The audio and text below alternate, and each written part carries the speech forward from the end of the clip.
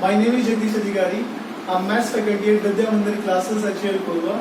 Dear student, this week is our concept class week and the topic for this week is simple linear equation. Today we will be going to discuss the simple linear equation, what is simple linear equation and how it is different from other equation. And second thing is exercise 7.1 and 7.2 of the application book A. We are going to discuss today. ठीक है, सबसे पहले simple linear equation. Linear equation क्या होती है? Linear equation, ठीक है. यहां पे मैं कुछ एग्जांपल्स लिख रहा हूं लीनियर इक्वेशंस के.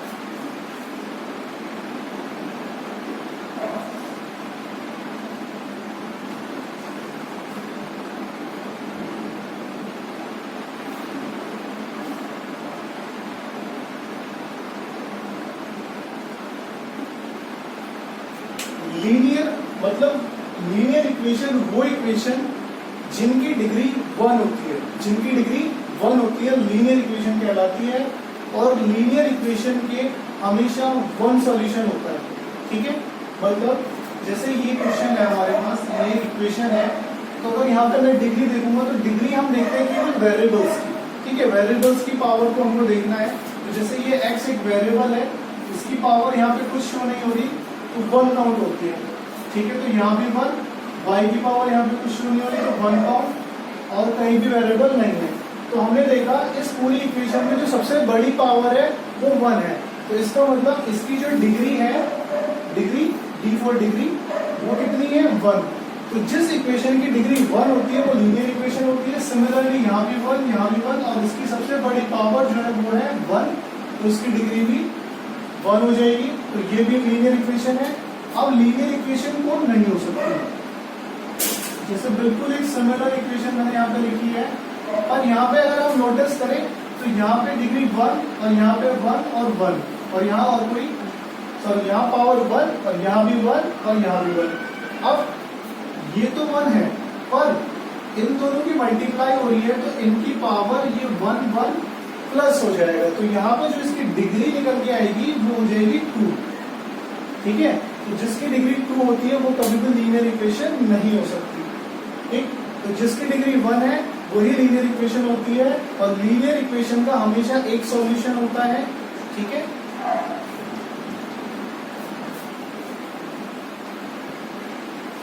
अब हम इससे रिलेटेड क्वेश्चंस करेंगे और बाकी की चीजें वहां पे भी डिस्कस करेंगे. जैसे सबसे पहला, state which of the following is an equation. तो मैंने आपको बताया था जिसमें भी इक्वल्स टू का साइन होता है वो इक्वेशंस होती हैं. जैसे x plus Y equals to 9, ये एक इक्वेशन है, ठीक है. तो जिसमें भी इक्वल्स टू का साइन होगा वो एक इक्वेशन होगी. जैसे ये लीनियर इक्वेशन है 1 डिग्री वाली, ऐसी क्वाड्रेटिक इक्वेशन भी होती है, क्यूबिक इक्वेशन भी होती है. नेक्स्ट, अब इसमें अगला क्वेश्चन है identify linear equation from the following. तो लीनियर इक्वेशन को आइडेंटिफाई करना है. तो फर्स्ट वाले में p की power 3 plus 23p equals to minus 32. तो यहाँ हम नोटिस करेंगे डिग्री कितनी है? डिग्री है 3, सबसे बड़ी पावर. डिग्री मतलब उस पूरी इक्वेशन में जो भी सबसे बड़ी पावर होगी वो उसकी डिग्री है. अगर वो डिग्री 1 है तो लीनियर इक्वेशन है, अदरवाइज लीनियर इक्वेशन नहीं है, तो ये लीनियर इक्वेशन नहीं होगा. सेकेंड वाले में 2x प्लस 42 इक्वल्स टू 2, तो ये भी एक लीनियर इक्वेशन है क्योंकि यहाँ पे x की पावर 1 है, ठीक. अब एक क्वेश्चन होता है, अगर उसे हम नॉर्मली देखें तो वो आपको लगता है एक लीनियर इक्वेशन है, पर इसको हम जब थोड़ा सा सॉल्व करेंगे, इस 2x को इधर लाऊंगा तो ये माइनस 2x प्लस 2 और इधर रह गया 0, तो 2x में से 2x गया तो 2 इक्वल्स टू 0, ठीक है. जो कि पॉसिबल तो नहीं है, पर एक हमने एग्जांपल लिया है, रफली एग्जांपल लिया है, तो ये एक लीनियर इक्वेशन नहीं होगी. क्यों? क्योंकि जब हमने इसको थोड़ा सा सॉल्व किया तो इसकी यहाँ पे जो वेरिएबल वाली वैल्यूज थी वो कैंसिल आउट हो गई, और यहाँ पे कोई भी वेरिएबल रिमेनिंग नहीं बचा. तो ये एक 0 वेरिएबल या 0 डिग्री वाली इक्वेशन है, लीनियर इक्वेशन नहीं होगी. तो ठीक है. ऐसे तो सेकंड वाले क्वेश्चन में वो भी लीनियर इक्वेशन है, थर्ड वाला भी लीनियर है, ठीक है। फोर्थ वाला स्क्वायर आ रहा है तो एक लीनियर इक्वेशन नहीं होगा, फिफ्थ वाला भी लीनियर है। अब right the following statement in the form of equation. तो हमको स्टेटमेंट दी हुई है, उस समय इक्वेशन बनानी है। बहुत सिंपल होता है, बस स्टेटमेंट को फॉलो करते जाओ। और फिर अभी आपको इस टाइप के भी क्वेश्चन आएंगे कि स्टेटमेंट दी होगी, उनसे इक्वेशन बनानी होगी। तो जस्ट इक्वेशन में स्टेटमेंट को आपको फॉलो करना है। जैसे इसने बोला है डिफरेंस ऑफ 5 टाइम्स y, तो 5 टाइम्स y मतलब 5y एंड 12 और किसका 12 का डिफरेंस कितना है इज 32। इज मतलब इक्वल टू, तो इक्वल्स टू 32।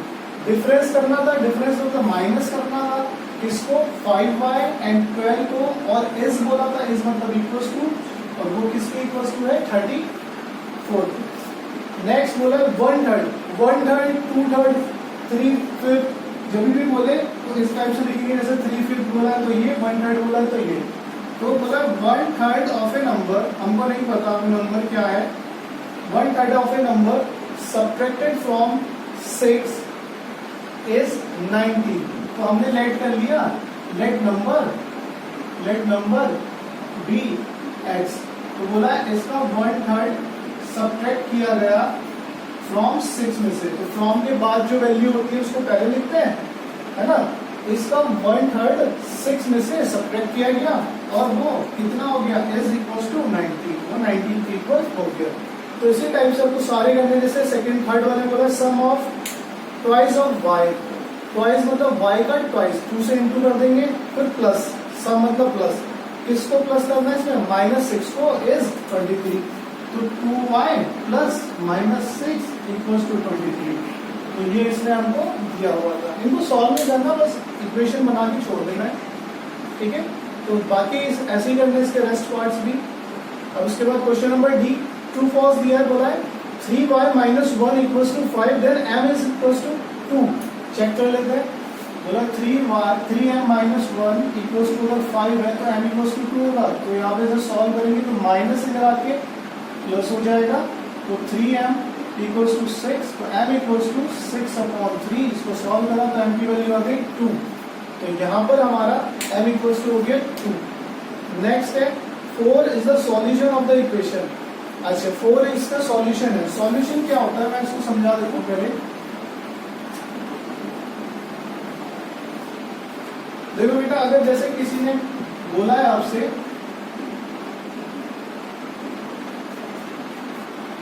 कि -2 is the solution of this equation, ठीक है। तो इसका मतलब यह है इसमें जो भी वेरिएबल है उसकी जगह पे हमें -2 रखना है। तो जैसे वेरिएबल है x, तो x की जगह -2 रखना है हमको, और इसको सॉल्व करने पे लेफ्ट हैंड साइड और राइट हैंड साइड इक्वल आनी चाहिए। तो जैसे मैंने -2 रखा तो ये left hand side right hand side की इक्वल आ गई, तो यस इसका सॉल्यूशन है। तो ऐसे इसने बोला है कि 4 जो है उस इक्वेशन का सॉल्यूशन है। तो उस इक्वेशन में जहां भी x है वहां पे उसकी जगह क्या रख देंगे 4।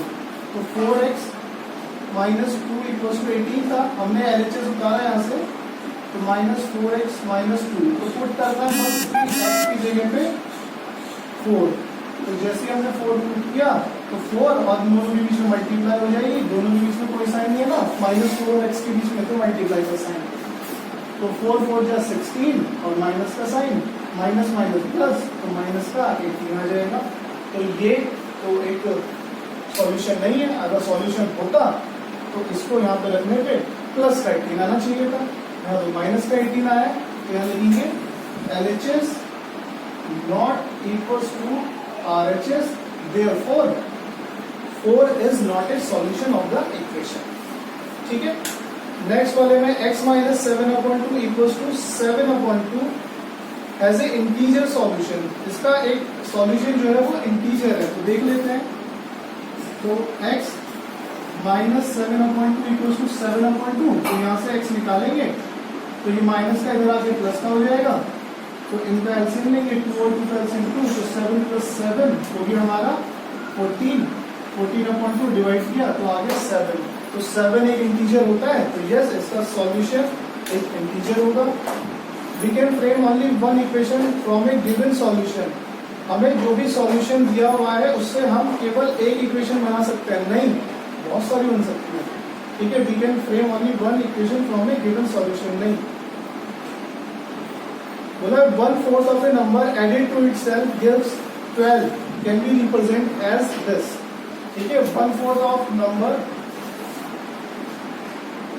उसने बोला है कि अगर किसी नंबर का 1/4 करें और उसको उसी में जोड़ दें तो क्या ये इस टाइप से दिखाया जाएगा। ठीक, इसलिए हमको पहले से इक्वेशन दे दी थी और स्टेटमेंट में ये लिख दिया था कि 1/4 of a number is added to itself, मतलब उसी में ऐड करना है, गिव्स 12।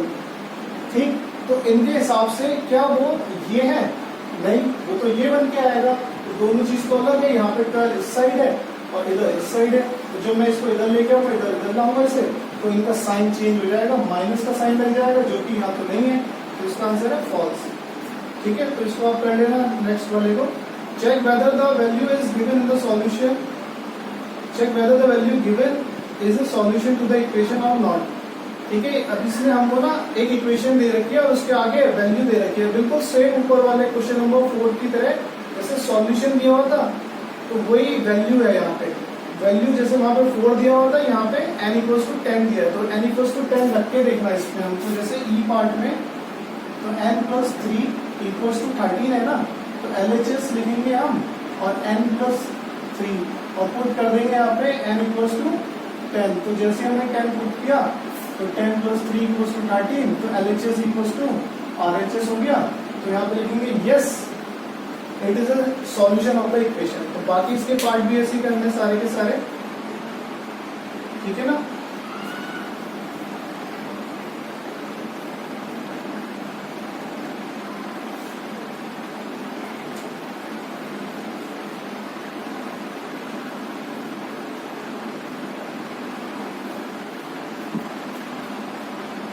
नेक्स्ट है the value of y which satisfy 4y - 16। अब ये मैचिंग करनी है हमको। 4y - 6 = -16 है, तो y निकालना है यहाँ से। तो -16/4 डिवाइड किया तो -4, तो y = -4। तो -4 मैच कर देंगे ऑप्शन डी। अगले वाले में x - 3 = 1, x - 3 = 1, तो x आ जाएगा यहाँ से, इसे इधर ले जाएंगे तो 1 + 3 हो जाएगा, तो x = 4। तो इसको आप मैचिंग कर लेना। अब अगले वाले में क्वेश्चन नंबर जी में ऑब्जेक्टिव टाइप है, ये करेक्ट हमको चुनना है इसमें से। द स्टेटमेंट दी है, the statement thrice A number. तो सबसे पहले लेट कर लेंगे, लेट नंबर बी एक्स। तो अब इसका thrice A number. Next decrease by 8, इसमें से 8 माइनस करना, डिक्रीज मतलब माइनस, इक्वल्स टू 42, वो 42 के इक्वल होता है। अब हमको इनमें से चूज करके बताना है, तो क्लियरली दिख रहा है ऑप्शन बी करेक्ट है। ठीक है, एक्सरसाइज 7.2। तो एक्सरसाइज 7.2 कर रहे हैं अभी हम। एक्सरसाइज 7.2 का क्वेश्चन नंबर 8 फिलअप है, बहुत जल्दी से कर लेते हैं इसको। मतलब linear equation can have only one solution. Yes, linear equation का एक ही सॉल्यूशन होता है, क्योंकि लीनियर इक्वेशन का एक ही आंसर आता है। ठीक है, linear equation has only one solution. जिसकी डिग्री जितनी होती है उतने उसके सॉल्यूशन। जैसे लीनियर इक्वेशन में डिग्री 1 है तो 1 सॉल्यूशन, क्वाड्रेटिक इक्वेशन में डिग्री 2 हो जाती है तो 2 सॉल्यूशन, और क्यूबिक इक्वेशन में डिग्री 3 हो जाती है तो 3 solution. Next remains the same even if the expression on in LHS and RHS are interchange. ठीक है, अगर मैं इनका LHS और RHS चेंज भी कर दूं तो भी इनका आंसर कैसे रहेगा, ये हमको इसमें पूछा गया है। तो इनका LHS अगर आप RHS को इंटरचेंज कर दें, मतलब जैसे जो RHS था उसको LHS बना दें और जो LHS था उसको RHS बना दें, तो भी इनका जो आंसर है वो सेम रहेगा। तो यहाँ लिखेंगे answer remains the same even if the expression on its LHS and the RHS are interchange. ठीक है, इनका आंसर हमेशा सेम रहेगा। An equation there only exists and dash sign. In an equation there only exists an equal sign. ठीक है, equal sign हमेशा एक equation में होगा। अगर वो इक्वल साइन नहीं है तो इक्वेशन नहीं होगी। An equation there always exists an equal sign. The highest power of variable in a linear equation, highest power 1, the value of dash will satisfy an equation call its root. The value of solution, ठीक है, the value of solution will satisfy an equation is called its root. तो equation की जो value होती है solution की, वही equation को सेटिस्फाई करती है और उसी को रूट कहते हैं. जैसे यहाँ पे, या इसको हम ऐसे भी लिख सकते हैं. इसको जब मैंने सॉल्व किया तो यहाँ पे x की वैल्यू आ गई 4. तो इस 4 को जब मैं यहाँ पे रखूंगा तो 4 + 3, तो 4 + 3 = 7 = 7. तो यहाँ पे हम लिख सकते हैं the value of variable will satisfy the equation is known as its root. इसको इसका रूट भी कहते हैं, सॉल्यूशन भी कहते हैं, फैक्टर भी कहते हैं. ठीक है, आगे convert the following equation two statement. Statement में कन्वर्ट करना है, बहुत सिंपली करेंगे. x - 12 = 13 है, तो 12 is subtracted from x gives 13. ठीक है, यहाँ पे 3y + 4 = 2y - 4 है, तो यहाँ पे लिखेंगे 3 times y added to 4 gives 2 times y gives 4 subtracted from 2 times y. है ना, जैसे इक्वेशन में दिया हुआ बिल्कुल ऐसे लिखना है. 3 times y added to 4 gives 4 subtracted from 2 times y. ठीक है, एक ट्वाइस y कैसे भी लिख सकता है. थर्ड वाले में 4 times thrice the x, sorry पहले इसमें -2 है, तो जो माइनस वाला उसको पहले लिखना है स्टेटमेंट में. 2 is subtracted from 4 times thrice the x gives 3. है ना, यही कह रहा है ना इसने. 2 is subtracted from 4 times thrice the x gives 3. ठीक है, तो जैसा स्टेटमेंट लिखा, जैसे यहाँ पे इक्वेशन लिखी है, स्टेटमेंट में भी वैसे लिख देना है. Check whether each of C में check whether each of the following is satisfy the given value. तो हमको चेक करना है कि क्या ये जो गिवन वैल्यू दी हुई है ये इसको सेटिस्फाई करेगी. तो बस वही LHS RHS लेके सॉल्व करना है. जैसे इसका फोर्थ पार्ट में करा हूँ, z/3 - 3 = 0. तो यहाँ पे LHS ले लेंगे, तो z/3 - 3 और पुट कर देंगे. z की वैल्यू कितनी दी है 9. तो जैसे हमने यहाँ पे 9 पुट किया तो 3 × 3 = 9 और 3 में से 3 गया 0, तो 0 और यहाँ भी 0. तो LHS = RHS. तो yes it satisfy the equation. अगर नहीं होती तो यहाँ पे ऐसा साइन लगा देते और यहाँ पे लिख देते it is not satisfying the equation. ठीक है, अगले वाले में choose the correct answer in filling the blank. तो इसमें से करेक्ट आंसर चूज करना है और उसको ब्लैंक के अंदर भरना है. तो करेक्ट आंसर चूज करने के लिए हमको बस क्या करना है, इस इक्वेशन को सॉल्व कर देना है. ठीक है, जैसे फर्स्ट है x + 1/4 = 2/4. तो x निकालना है हमको, तो 2/4 अपनी जगह रहता है, जो =2 में अपनी जगह रहेगा. और जो भी हमें निकालना है उसको हमें अकेला बनाना होता है. मतलब अगर उसके साथ कोई प्लस में है तो उसको भी उठा के इधर ले जाओ, और कोई मल्टीप्लाई में डिवाइड है तो उसको भी इधर ले जाओ. तो ये प्लस का था, इधर आ जाएगा, तो ये प्लस इधर आके माइनस. अभी इन दोनों का एलसीएम आ गया 4, तो 2 - 1, 2 में से बन गया 1/4. तो x की वैल्यू 1/4 आई है, तो ब्रैकेट में 1/4 जो है उसको वहाँ पे फिल कर देंगे. तो ऐसे इसके सारे आंसर निकाल लेंगे. इसका थर्ड पार्ट है 5/6 - 5/6 = 1. तो 5/6 ये माइनस का, इधर आके प्लस का. अभी एलसीएम लेंगे, इसके नीचे कुछ नहीं है 1, तो एलसीएम आ जाएगा 6. 1 और 6 का ऊपर वालों को लिख लिया. 1 के टेबल में 6 कितनी बार में आता है, 6 बार में. 6 के टेबल में 6 कितनी बार में आएगा, 1 बार में. ठीक है, तो एलसीएम लेना आ गया होगा होपफुली. एलसीएम जो भी आया उसको हमने यहाँ लिखना है. फिर उसके बाद इसके टेबल में, नीचे वाले के टेबल में देखना है ये कितनी बार में आया. तो 1 के टेबल में 6 बार में आता है, तो इसके ऊपर वाले में 6 से इंटू. ऐसे 6 के टेबल 6 1 बार में आता है, तो इसके ऊपर वाले में 1 से इंटू. तो यहाँ के 6 + 5/6, तो 5/6 = 11/6. x निकालना है हमको, तो यहाँ कर देते हैं. x निकालने के लिए 11/6 अपनी जगह रहेगा. जो इसके साथ मल्टीप्लाई है वो नीचे वाले के साथ जाता है, जो डिवाइड होता है वो ऊपर वाले के साथ. तो डिवाइड में था 6, तो ये तो ऊपर वाले के साथ चला गया. और ये 5 नीचे वाले के साथ चला जाएगा, ठीक है। और 6 से 6 कैंसिल आउट हो गया तो बचा 11/5। तो हमारे आंसर आ गया 11/5। तो इसी टाइप से इसके सारे पार्ट कर लेंगे। अब बोला है क्वेश्चन नंबर ई में 1x = -1 इज रूट ऑफ। तो ये सारी जितनी भी इक्वेशन है इसको सॉल्व करके देखना है और जिसमें भी x = -1 आ जाए वही उसका सॉल्यूशन है। तो ये माइनस को इधर आके +2, ये 6, ये 2 मल्टीप्लाई में डिवाइड में चला जाएगा तो x = इसमें तो 3 आ रहा है, तो ये तो नहीं है। फिर ऐसे ही सेकेंड वाला चेक करना है, ऐसे थर्ड वाला, ठीक है। अगले वाले में इसका जो सेकंड पार्ट है उसमें बोला है 5 ब्रैकेट में y - 4 = 40। तो रूट निकालो, रूट निकालो मतलब जो इसमें वेरिएबल है वो निकालो। जो वेरिएबल y है इसकी वैल्यू हमें निकालनी है। तो इस पूरे के साथ ये 5 मल्टीप्लाई में है तो ये चला जाएगा डिवाइड में, 40/5। तो 5 8 × 40, तो y - 4 = 8, ठीक है। अभी y निकालना है तो ये -4 इधर आके प्लस का 4, तो y = 12। तो इसका रूट कितना आ गया 12, ठीक है।